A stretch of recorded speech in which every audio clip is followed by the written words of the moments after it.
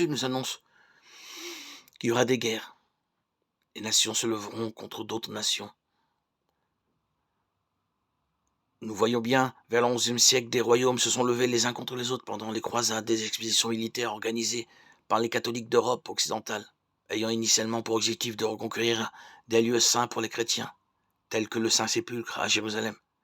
Cette région était un lieu de pèlerinage pour les catholiques, mais les croisades ont été compliquées après que les peuples islamiques ont conquis cette région.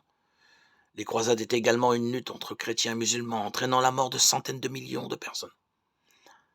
La prophétie des nations contre les nations s'est également organisée surtout au siècle dernier avec la Première et la Seconde Guerre mondiale, la guerre du Vietnam, du Golfe, d'Irak, entre autres.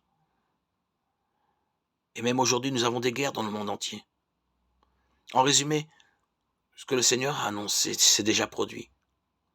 La deuxième point de la prophétie de Jésus qui attire beaucoup notre attention se trouve au verset 9 de Matthieu chapitre 24 où le Seigneur a déclaré que les chrétiens seraient persécutés, tués, haïs par toutes les nations à cause de son nom.